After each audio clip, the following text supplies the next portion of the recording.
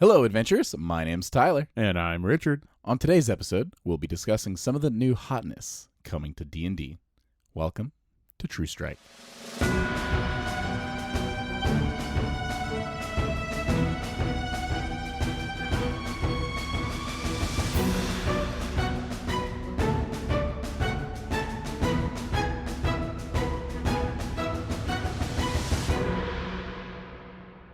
Hey everybody, thanks for coming back. We're going to be talking about some of the new stuff coming to D&D, as Tyler referred to it as the new hotness coming to D&D. Specifically, we're going to be talking about the D&D Direct that just happened for us a couple days ago, for you like a week ago. Yep, as we lovingly refer to as the DnDirect. Wizards, get on that. Missed marketing opportunity. We thought there was definitely some fun, interesting things coming. First off, D&D coming to Minecraft. Yeah, I can't say I'm surprised on that one. What? Yeah. I think it looks fun. No, I'm not saying it's a bad thing. Okay. Actually, when I first saw it, I did think it looked a little ridiculous. I mean, and it's was Minecraft. Like, do we really need D&D in Minecraft? The short answer is no. But after thinking about it a little bit more, it could be something kind of fun. I mean, the kids, they still play the Minecrafts. Yes, I haven't played youths. Minecraft in a long time. So I could definitely see people jumping back in specifically to use this. And call me crazy, but like I was just thinking about the D&D Direct when I was driving to work the other day.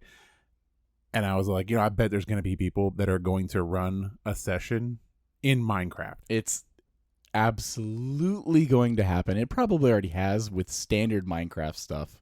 This is just permission.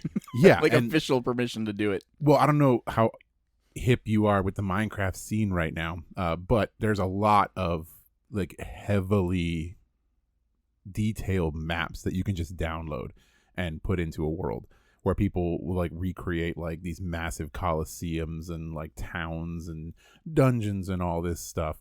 So that's why I say that I could totally see somebody using this to actually run like an actual game, because you could, design this whole dungeon, this sprawling epic for your players to bust blocks through, I guess, for a 4-hour session, which sounds silly, but the amount of detail that you can put into it, even though it, looks like Minecraft, it still seems like it would be kind of fun. I don't know. In our personal life, I'm actually going to be running the Curse of Strahd soon for our home game. And in researching this game, I have found that people have recreated Castle Ravenloft. Yeah, I was about to Minecraft. say, I bet it exists. It's there. There's no way that it doesn't already exist in Minecraft. Yep. So that would be interesting. Am I going to do it? No, it's not for me. Oh, I was about to ask if we're going to the castle in Minecraft. No. That's not something we're going to do? Oh, come on. I mean, if the players want it, sure. We'll figure out something. I don't know. But what if instead we brought a little bit of Minecraft into Dungeons and Dragons? Isn't that what we're talking about? No, that was Dungeons and Dragons going into Minecraft. They flipped it. They added on D&D Beyond the Minecraft Monsters Compendium.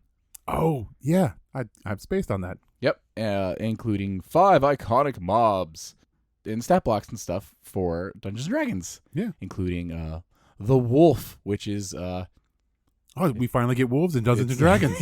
It looks Score! oddly like the wolf stat block that's already there. No, it's totally new. This is original. You also get the creeper, Do which not is steal. really cool. A creature that its only objective is to explode, killing itself, and maybe you at the same time. You've got Inner Man, Inner Dragon, stuff like that. It's pretty neat. Yeah, I can just hear the DM doing that Right. after you roll for perception. It'd be amazing. So I thought that was pretty neat. Yeah, no, it's neat. Like I said, the Minecraft stuff, when I first saw it, was like, okay, that's a thing. But then the more I thought about it, I was like, yeah, it's kind of natural to put that in. And then I saw that there's probably some utility there that people are actually going to put into play. So Yeah, and I think cool. it's good timing on their part. I understand completely why they're doing this. You've got the Dungeons & Dragons movie, Honor Among Thieves, that just released. And you're going to have a lot of kids interested in Dungeons & Dragons, perhaps for the first time. Now they're going to go home and, ooh, Dungeons & Dragons is on Minecraft, yay! And the Dungeons & Dragons toys that have come out thanks to the movie and stuff, like the little dicelings that oh yeah, D20s that turn make into a hard push for the toy line. yeah. Yeah. So I get them, they're trying to maybe tap into this children's market a little bit more. Hey, there's money there. For sure. Yeah, so after the Minecraft, there was the preview for Honor Among Thieves. So they did another little extended preview for the movie, which was kind of cool. We'll actually be getting into a spoiler cast for this movie next week. Because I have now seen it twice. Richard has seen it with me. I actually tagged along with him. And same thing. We're going to be diving headfirst into spoiler review of it next week. Yeah, I'm super excited about that because I have opinions, good and bad, I guess. It's just a little sneak preview there. Ominous. So, yeah. But, can't wait to talk about that. Also, they touched on having some new player resources you can find at playdnd.com. Yeah, they also had a musical about getting your friends to play D&D. Mm-hmm. Best part of the entire direct. That I know some people worked very hard on. Joe Cat, and are very specifically. Very proud of their work. Yes, it was amazing. That I had to mute and go get a cup of coffee. Not for me. Yeah. I mean, it was something. It was something. Why are you like this? We'll just say it's not for me. Like I said, it was good. You loved it. People loved it. I have listened to this song outside of the direct at least 3 or 4 times now.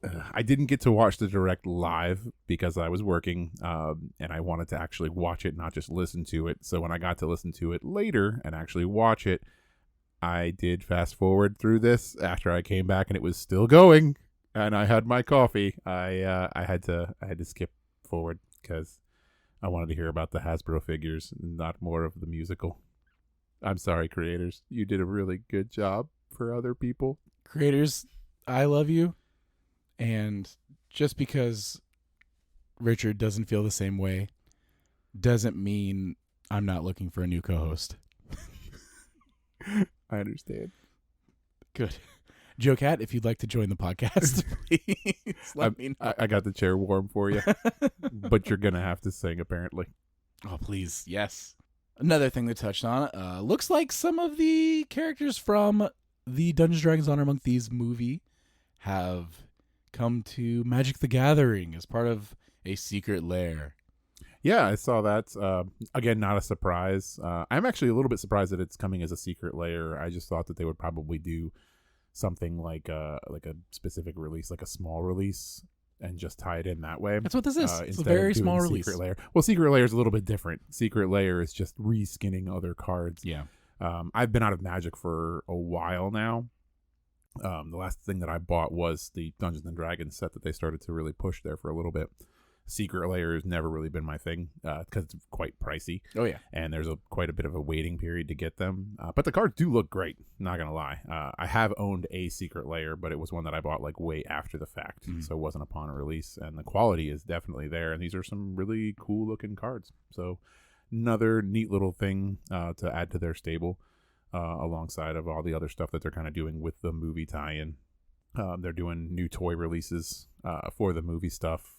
We got to see some of that that was not previously announced, which would be the Displacer Beast and the Owlbear that are coming from Hasbro. And also we're getting a figure of Xanathar, which was pretty cool. I kind of want him. Yeah, so that'd be a neat thing to have. Yeah. But yeah, so it's just another way to tie into the movie, which I think is pretty cool. And yeah, cards look neat. One thing really quick, they did bring up that Dritz is part of a Neverwinter module for the video game.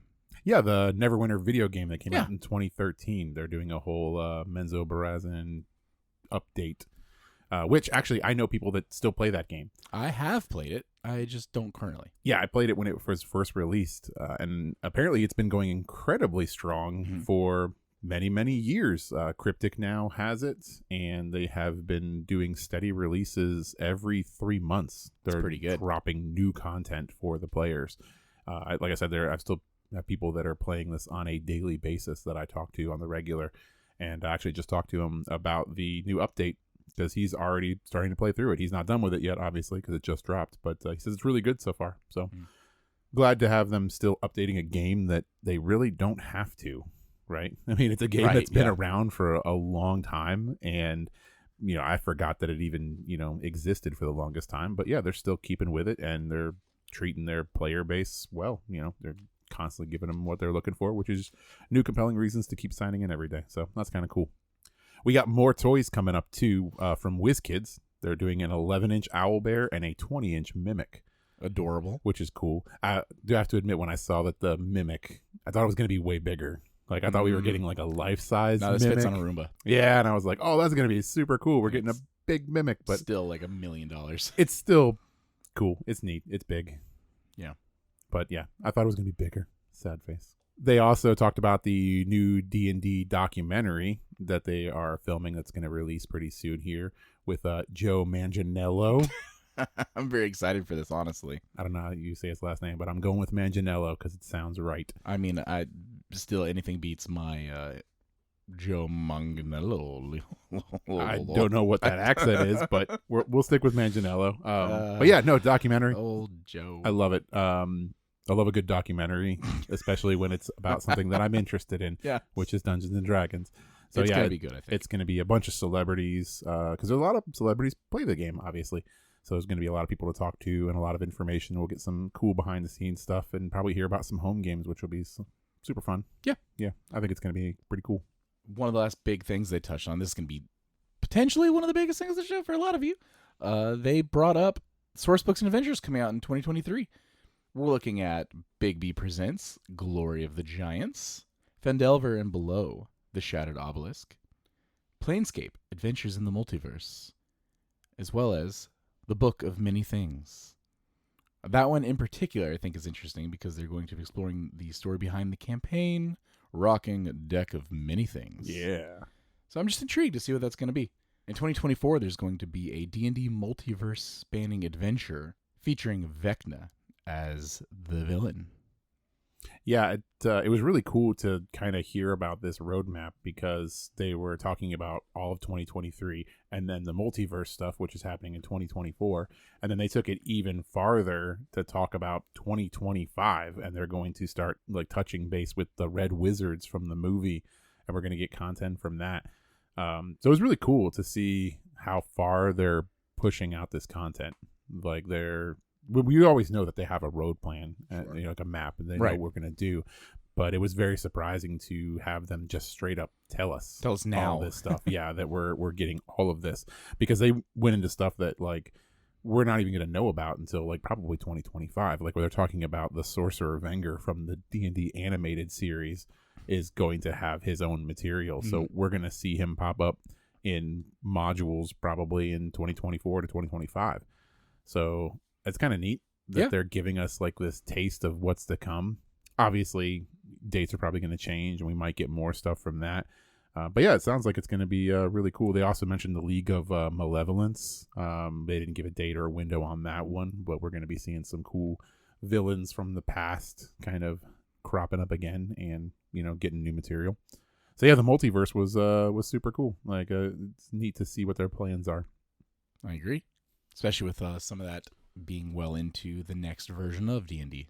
Which brings us to probably the biggest thing to talk about with the DnD Direct, which is the digital tabletop version of this, or the VTT. Is it the virtual tabletop is what they're referring to it? They did probably one of the deepest dives into the VTT that we've seen yet with this. So they had some people come out, the hosts of the DnD Direct. They had them come out. They sat them down in front of some computers to test out the VTT, talk about it a little bit more, give us a little bit more detail as to what we can expect from that, which has sparked some conversations online, because the VTT is a pretty heated discussion, I think, from a lot of people. I'm both really excited and looking forward to this, just being a official Wizards D&D Beyond take on the virtual tabletop and being able to use official tools. Yeah, I think that this could go a couple different ways, honestly. This could be really, really good. This could be very, very different than what people are kind of used to. And that's what I think a lot of the talk about this goes to, which is is it straying too far from the soul of Dungeons and Dragons, which is what most people consider the physical game, sitting around a table and talking. Right, using our imaginations to picture what's happening instead of picking up your toy and moving it back and forth as you speak. Hey, everybody, welcome to my bar. It's Yeah, and I think that's the biggest difference from what they showed during this DnD Direct versus what we've seen before. Because what they've kind of always billed this virtual tabletop is kind of like a companion, I guess. At least the way that I interpreted it in the beginning was a companion to the home game. So you would have the ability to log in on your phone or your tablet or your computer and have everybody around a table if you're there, or do it remotely if you're doing it, from different states or, wherever you may be. Mm-hmm. And then you have this expansive world that the DM can drop in, build the entire thing. So like we're talking about playing in Minecraft and how easy it is to do that. So it's that, but incredibly pretty. So like what they showed us when they first popped it up on the screen, I didn't know they were talking about the virtual tabletop, and I saw the miniatures and it looked like a well set scene of like Dwarven Forge and custom hand painted miniatures, and it looked great. And then I realized, oh no, this is the virtual tabletop. This is the actual game that they're playing in here. That's what it looks like. And yeah, it was always, like I said, I interpreted it as kind of just an additional tool, like what you see with Roll20 and stuff like that, where you can build a world and everybody can join in and you get a visual representation of what's going on, which it is. But what they showed us in this seemed a little bit more of the gamification of the VTT. Yeah. So it started to look less like the tool that you would use to get everybody immersed into your world, and more like you were playing a video game that is set in the Dungeons and Dragons universe, to the point where you said like moving your little toy around on the map and like going, I'm going to walk over to the bar. And then your little toy goes over to the bar. Yeah. So it seems like we're now going more towards the fact that it looks and seems to act more like a game than the game of Dungeons and Dragons that we're so used to. Right. And the way they depicted it in this, it seemed like they, at least from the short bit we got in this direct, it seemed like this is something the players would have up the whole time, and this is basically how they're interacting with the world constantly. Yeah. Whereas the same way we use battle maps and Dwarven Forge, for example, we usually only break that out if it's combat. That's how I would want to use something like this. Let's say we all sat here with our laptops, right? Like just like they did. I wouldn't want to be on that screen. It's fine having your D&D Beyond up in your character sheet and stuff like that, of course. But there's no need to just be staring at your computer and talking in your character's voice when you could look at your friends and actually role play together in a room like human beings playing Dungeons and Dragons. And then, if you don't have, a physical map on the table or something, or you're using a VTT for a reason. You're using this. Then you break out the combat. You drop the minis on in the virtual world, and it looks great for that. They had when they were dragging, checking out distance. It showed you how many feet away something was. There were spells and stuff built into the system, like Fireball, for example. Dice rolling was built into the system. Dice rolls built in.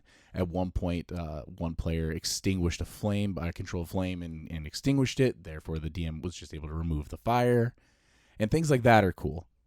And my hope for this is that with the official integration with D&D Beyond and WotC, that let's say Curse of Strahd, we're about to run this game.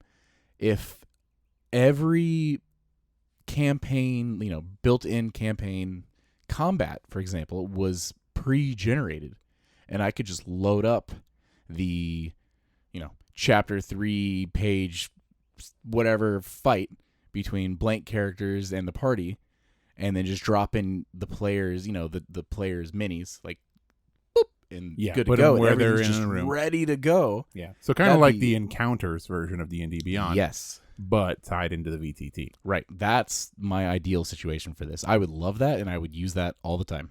Yeah. And I kind of see it's a slippery slope, because I'm sure that this probably started out as a reactionary to something like Roll20, because that's what people were already using. 100%. And they're like, well, people are using Roll20 to do combat. They're using Roll20 to set a scene. Let's do it better. Let's do it in 3D. Let's make it look like tabletop. Tailspire. Yeah, so that was kind of their thing, and I think that maybe that was probably their intention to the beginning, was that it would be used as a companion piece. But then the more they developed it, the more it kind of slipped into this game mode. Yeah. And that probably started with battles, and from battles went to, okay, well, if we set the scene, and like, okay, you're entering the dungeon, the main dungeon area, and you can see pillars that run both sides of the wall. There's 4 pillars on your left and 3 pillars on your right. One of them is broken, and you can see 2 pillars deep into the room, and then the shadows take over, and then you have me roll perception. And then if I roll good, you're all like, there's you can kind of see a glint over in the corner, and you walk over there, and you see the dust is moving slightly by the wall. And from there, I can infer, maybe there's a hidden passage here. And then I check for hidden passage. You make me make a roll. And then, so that whole setting the scene that we just did verbally, right? So in a VTT, you can just load it up, and now your character is in a spot. And then from your screen, you're looking at it, and you can see so far based on what your character's built-in stats are, because now we're in a video game, right? So are they adding in Fog of War? I don't think they've mentioned anything. They like haven't that mentioned yet. it, but I guarantee you it's probably something that's going to happen, right? So like, it'll most likely be like your screen and your current view is based on your character's limitations, right? So if I had to imagine, like I said, I'll enter a room, that same dungeon, and I'll be in that room, and I'll look over, and not necessarily Fog of War, but just my actual vision, I'll be able to see what I see in that room, because it's going to parse what I can see based on my perception rolls, because this is all a game now. And then from there, I'll be able to, look around the map with my physical eyes. And if I see something that looks interesting, I can move my little dude over there and see what that thing is. And I think that's kind of where the evolution came from, which was it started off most likely as a combat sim. And then they added something like that in.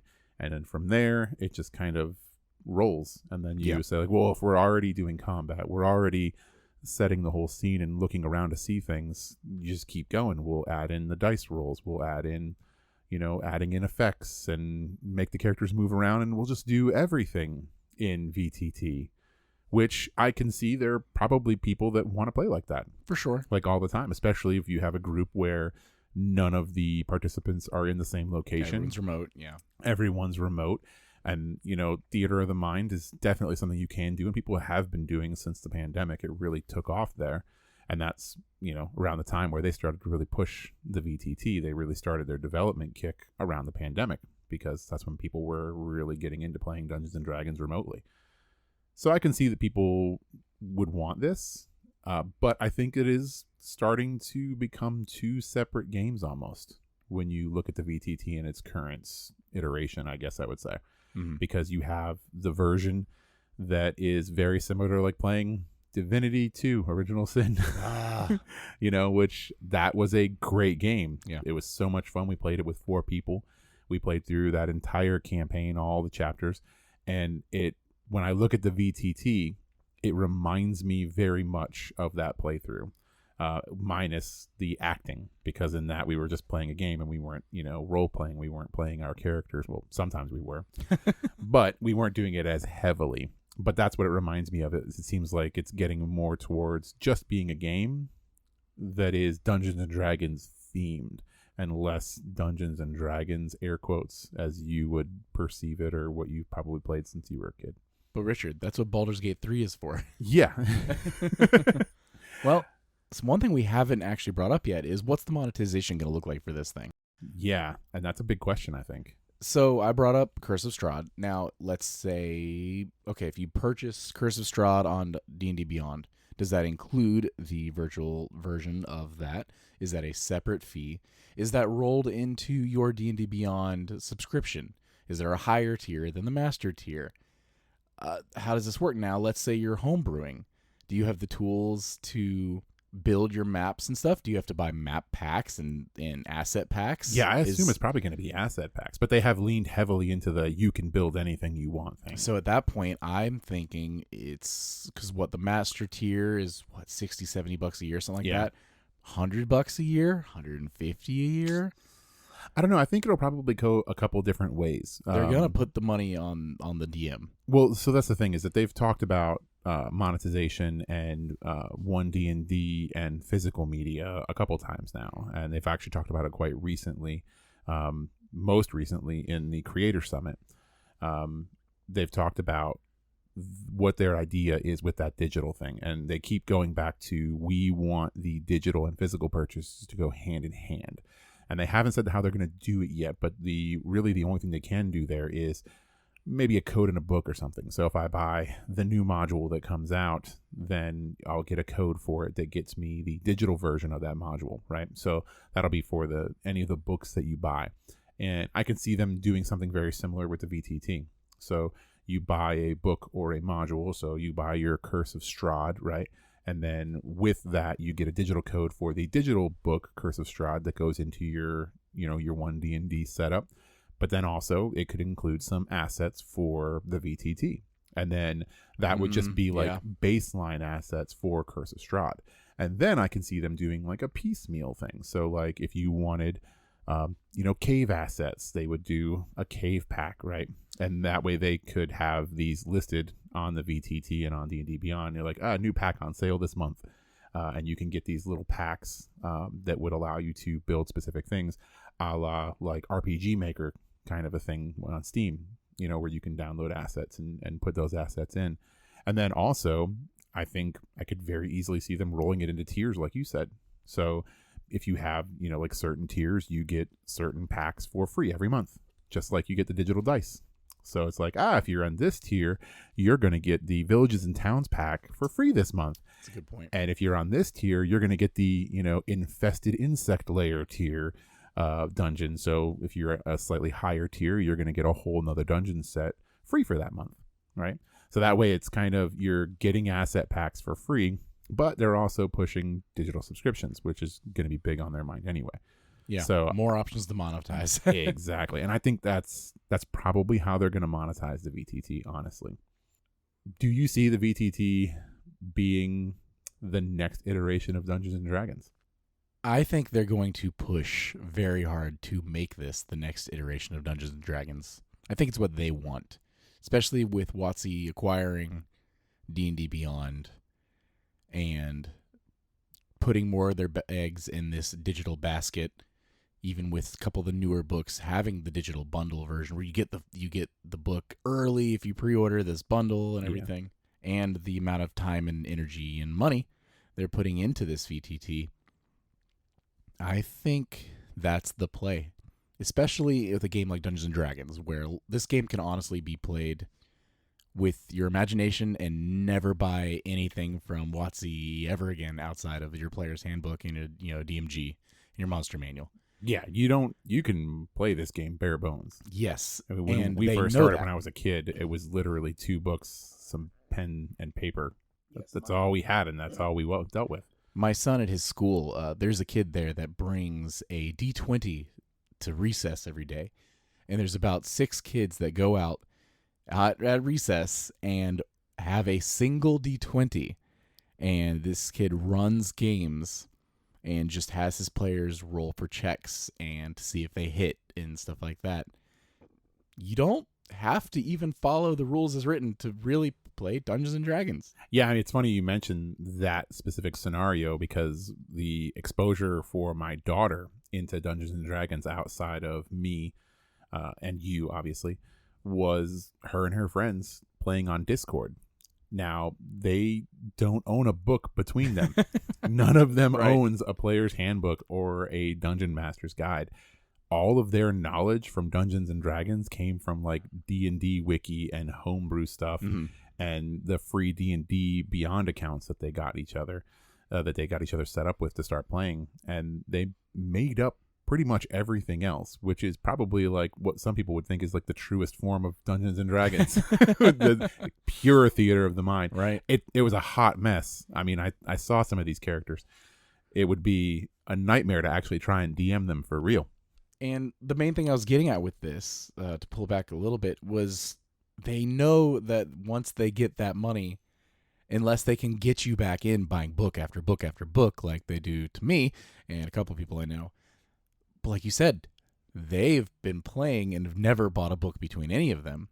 Well, now what if with D&D Beyond it's never been easier? You have access to all these things, this virtual tabletop where you and your friends can play together long distances, and look how interactive it is. You can play on your phone, your console, your computer, whatever, and you all play together.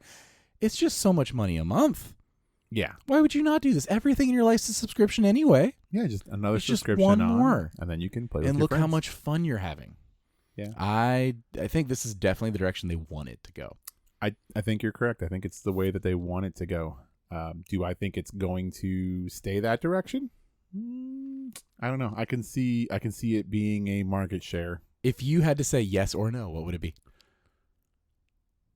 Because I made up my mind. Yeah, that's a really good one. I would say no. I say yes. I think that they're going to. I think they're going to try. I think they really are. They've put probably hundreds of millions of dollars into the VTT, and I think they really are going to try and make this the next evolution of the game. But I think Dungeons and Dragons, as it sits and as it is probably going to kind of stay the course, because I think the players are going to vote with their actions, right, more so their wallets. And I think that it's going to come to a point where they're going to have to keep supporting the backwards compatibility of the books to just regular tabletop play. And then my take with the yes is based on that we're already boiling slowly. We've moved away from pen and paper for the most part into D&D Beyond, these digital character sheets. True, yeah. And they made a very smart move by mentioning that their hope is to be able to use this VTT on consoles, phone, everything, and everyone play together. Yeah. Because the youths, as we've mentioned, are the ones that are really being targeted here. And if they grow up this being the way they play and always have played, not to mention being able to play with people all around the world, if you choose, it's just removing barriers. Yeah. How many game nights have we missed because someone just couldn't physically make it that night? Yeah, I know, and that's a big thing. And I can see where you're coming from, and I can see it being a success. But their biggest hurdle, I think, in all this, too, is that playing everywhere aspect. Now, if you had brought that up to me like 3 years ago, 4 years ago, and been all like, oh yeah, you'll play it on all the consoles. You'll play it on the PlayStation and the Xbox and the PC and the Switch and your Android and your iPhone and all that. It's impossible. You're never going to get it, right? And it was like, oh no, you can't do that. That's not something that's going to happen. And then you looked at game developers for like the PlayStation 4 and the Xbox and PC and Switch, and all the people are like, oh, we want to be able to play crossover. We want crossover play. And everybody's like, that's not possible. That's not possible. You can't do it. Logistically, it doesn't work. And then Epic was like, hold my beer. And just turned it on. They just pressed the button. On Fortnite. Whoops. And it worked. Lo and behold, it just works. Mm-hmm. And that changed the landscape. And now, when you look at stuff like PlayStation and Xbox, and you look at a new release game that is a third-party game, so not first-party, and it's multiplayer, the very first selling point is, we got crossplay. So that's the thing, is that, like, yeah, crossplay is a standard now, right? So, like I said, if you would ask me that a couple years ago, I would say no. But now, yeah, I think that's a possibility. And if they can do that, then yeah, I can see them making this push and maybe it being successful, but I still have my doubts. I think that a lot of D&D players are going to be holdouts for what they consider the core experience of Theater of the Mind, honestly. But are those players using D&D Beyond? Yeah. Other than us, the grumpy old men that kind of do both. No, I think they are using D&D Beyond. I think there's a little bit of both. I think you have people that are using D&D Beyond and people that are like super purist. You're traditionalists, still playing 3.5. They're playing Pathfinder. They're playing Pathfinder. Left. They're using Thaco and Flatfoot and all those horrible things that we have evolved from. Sorry, Pathfinder players. But yeah, no, they still exist. But I think we're sorry you have to deal with that. I don't know. I think that's a different conversation, because the jump from pen and paper to D&D Beyond isn't the drastic jump from pen and paper to the VTT. That's apples and oranges there. And I guess one of the biggest, like, if I look at myself, am I going to go in and lay out my little pieces and build up the walls and decorate the world and all that and spend hours making this virtual landscape when I could just have you guys come in a room and be like, yeah, the walls are this color and the ground, whatever. I'm probably not going to do that. But if I go in there and the battle maps are laid out because I bought the book and they're just there now and I own it already, yeah, I'm going to use it. Yeah, but I think you are. but I think you're going to use it sparingly. I think it depends how they come I don't think it's across going to this. be the game. I think it's going to be the Oh, no, I'm original definitely- iteration of it. Yeah, it's I'm going to definitely be not going a to tool. Yes, I agree. I think it's going to be a tool and not the game. Right. And that's, I think, what's going to happen with it. I don't think it's ever going to be as popular just being just the game. And maybe I'm wrong. I hope you're right. Maybe I'm wrong. I hope there's always more of a physical element to this than a virtual. And forever. And even at our table, like, I strongly encourage rolling physical dice, even if you have your digital character sheet. Dude, digital character sheet's great. I tell you find an item. I made a custom item. You just look it up and it's there. It's wonderful. But just the feeling of rolling a physical dice is so good. No, rolling physical dice is great. We all have... We're all dice goblins. We Yeah. all have at least 3 sets of dice. 3. Minimum. 3. So there's something just about rolling those physical dice that really, it's just so great. Now, that's not to say I don't use digital dice, because I have digital dice on D&D Beyond.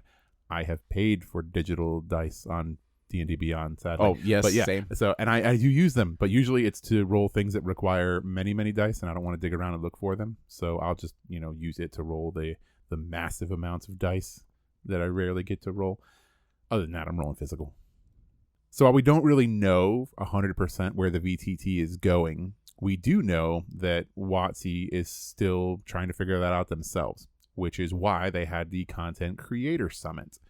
So they brought out a fair number of content creators. I don't know the exact number. We weren't there. Yeah, we were not there to have a summit where one of the main focuses was to talk about VTT. And they were also going to talk a little bit about the UA and 1D&D in general and stuff like that, the future of that stuff. But one of the main focuses of this was supposed to be the VTT. So this was a creator summit that they sent out invites to many, creators and members of the press and stuff like that. And they had them split into groups and they took them into conference rooms and I guess showed them more stuff about the VTT, open up the floor to ask some questions. And it was pretty eventful, to say the least. At the time of recording, this is pretty much just happened last night / yesterday. So our biggest window into this right now is thanks to Ted from Nerd Immersion. He actually tweeted out lots of information coming from this event and his experience. And we're going to be going over quick bullet style some of the big points we noticed from that. But I highly encourage you to go to the Nerd Immersion Twitter and read through his tweets because there are a lot of them. Yeah, he was tweeting pretty much during the entire summit. So he started tweeting like from the beginning of the summit and was essentially live tweeting as they were talking about stuff. So when the speakers were coming out and saying things, he was posting tweets about it. He was doing updates all the way through the breaks that they took when they came back into the rooms and everything. So yeah, if you want to really get into it, and I think you should, just go see 100%. what he wrote, is just go to his Twitter and scroll through the many, many tweets, get to the beginning, start at the beginning and read through because there's a lot of really cool stuff that he actually talks about. Mm-hmm. And then things start to get a little bit crazy. Yeah, a lot of cool stuff he brings up. We aren't going to be going over because we're not going to be going over every single thing here because we're getting a little bit long and we're going to try to wrap this up. But we do want to bring up some of our favorites. One really quick, just to bring up the VTT. He mentioned that he spent an hour or so in the VTT, and it was cool. It was fun. It was an early build, and it was cool having a lot of option stuff. He did bring up that he was wondering how it's going to play on older and weaker machines, and I guess this had actually been asked of WotC, and they were very dodgy with some answering questions. They didn't mention price. They didn't mention what the minimum specs would be. And some things like that. Yeah, they were very hesitant to give out details about that kind of stuff, which I am not super surprised by, honestly. I am surprised that people went to this summit expecting to get super in-depth information. Yeah. I think this summit was more of WotC being super excited about the VTT and thinking they missed their mark.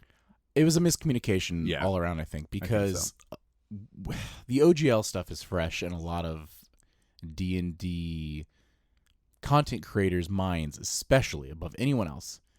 And they went into this wanting questions answered for all kinds of things. Not only the OGL, which they did bring up at some point, But they wanted answers question for all these things, and really, WotC was just trying to fly some people out there to show them some cool new stuff, hoping that they would make cool videos about the cool stuff they showed them.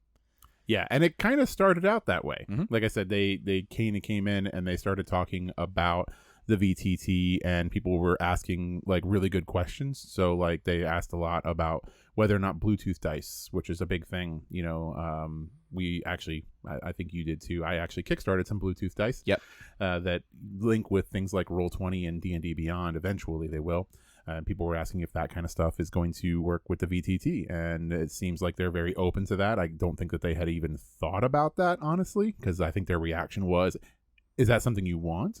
And everybody was all like, yeah, that is something that we want, which would be really, really cool. So yeah, that was like some of the stuff that they talked about. They talked about the newer character creation, how it's going to be really easy to generate characters for the VTT or to port them directly over, which was pretty neat.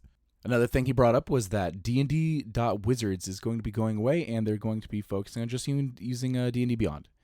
They said it's getting about 16 times the traffic compared to Wizards.D&D anyway, so it just made sense. Yeah, it just makes sense.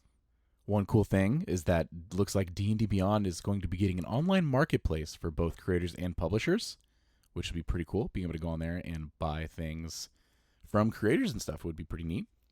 Yeah, that actually sounds really cool, and it kind of reminds me of when Steam did their mod market, essentially. Yeah. Where you could go in and buy mods from creators for games like Skyrim.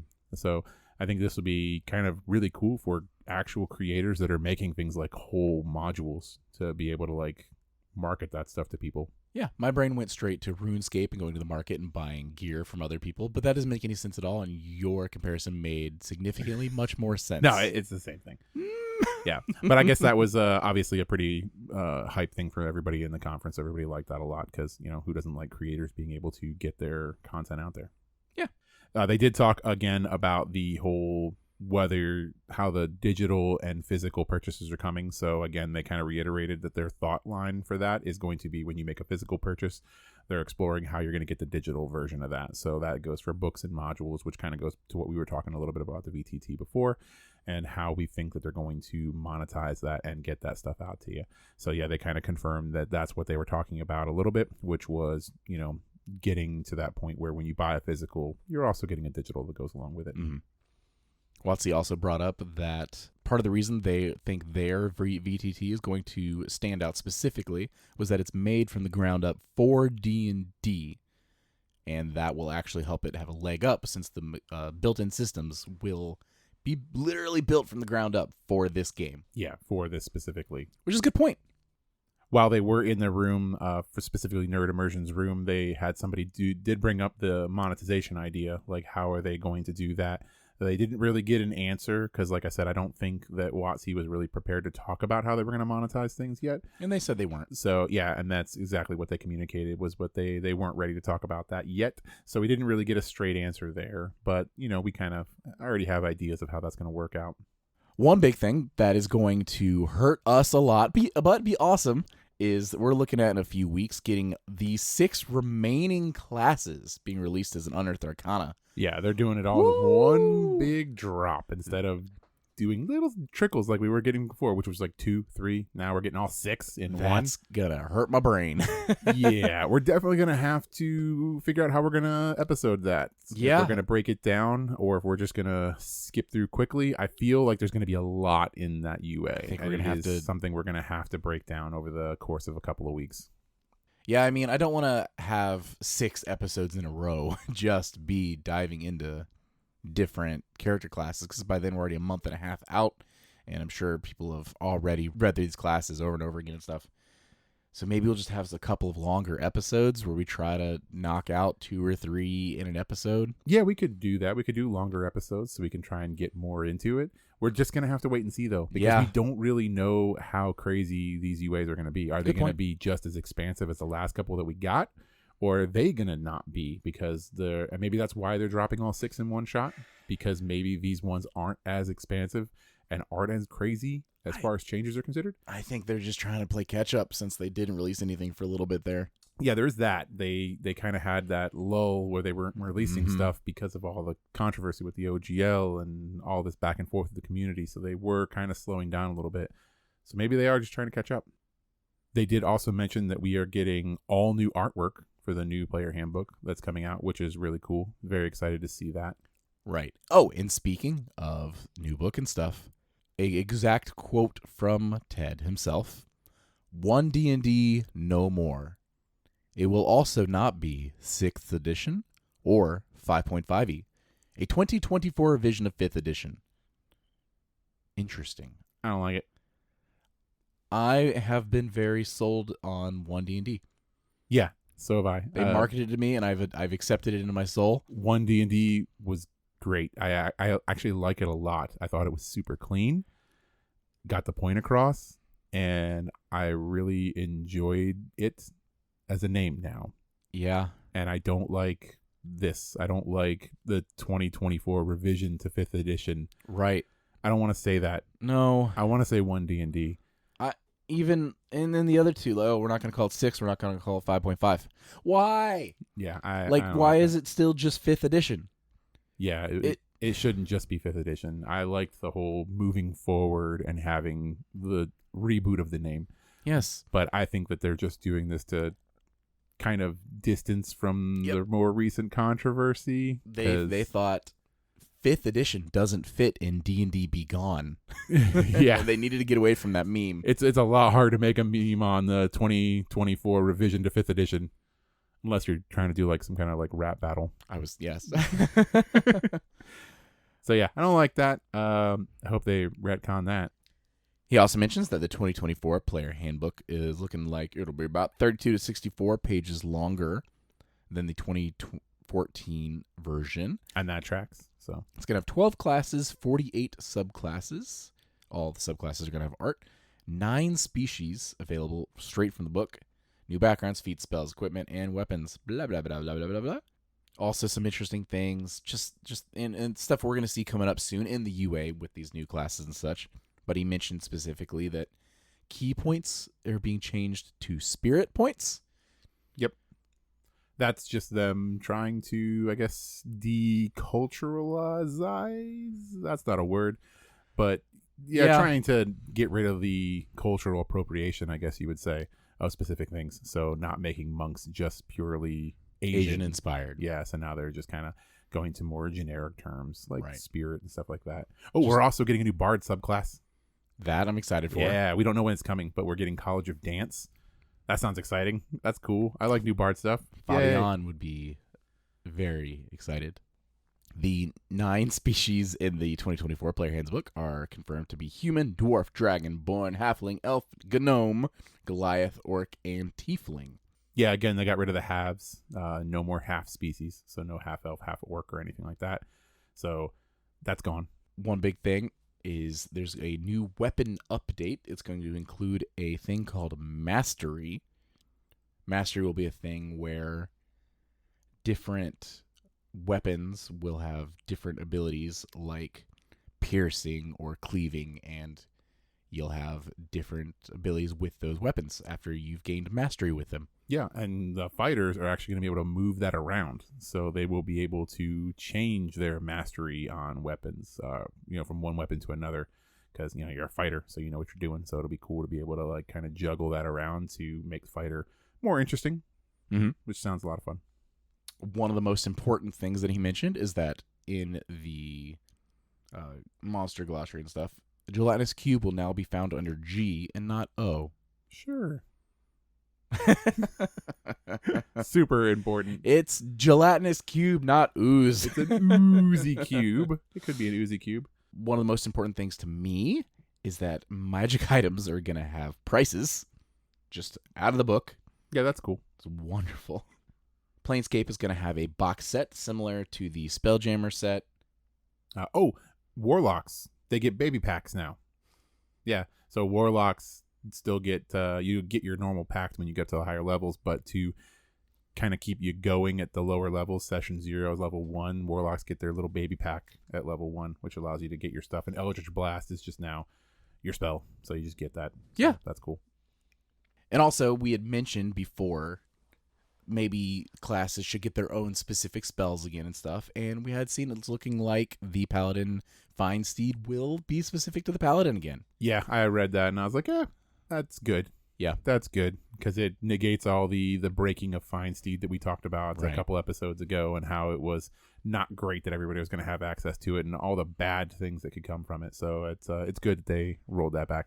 But yeah, sorry for this little, we're jumping back and forth so much here at the end, but Ted mentioned so many things, and it's a lot of tweets. Yeah, it was a whole lot of tweets, and you will also probably, by the time you're listening to this, see other people talking about it. One of the other videos that actually just went up not that long ago is the Indestructiboy had his video take on what happened in his conference room, which sounded a lot different than Ted's conference room, which I'm feeling we'll probably hear that a lot, because we had so many different rooms. I don't know exactly how many groups that they had, and some groups were a little more civil than others in their approach to how the conference, or summit, I guess it should say, went. Because WotC had an idea of how they wanted it to go, which was, we're going to show you off VTT. We're going to answer base questions on the VTT. We're really proud of it. We want you to see it. We're going to talk about the UA. We're going to talk about 1D&D and the future of everything and stuff like that.